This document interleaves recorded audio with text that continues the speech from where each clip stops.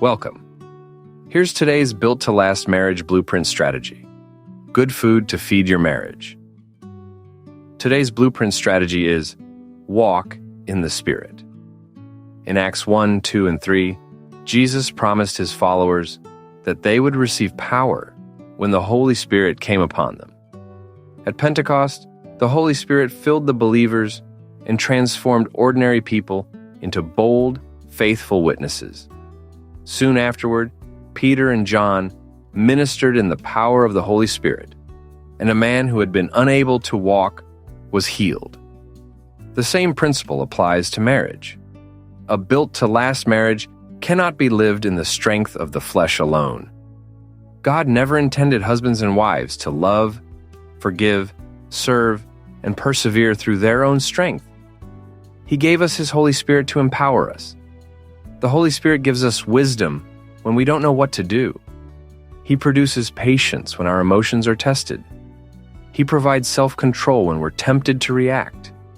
He gives courage to do what is right. And He enables us to love one another as Christ loves us. Strong marriages are not powered by willpower. They are strengthened by God's power working within two surrendered hearts. Every day, husbands and wives have a choice. Rely on themselves, or depend upon the Holy Spirit.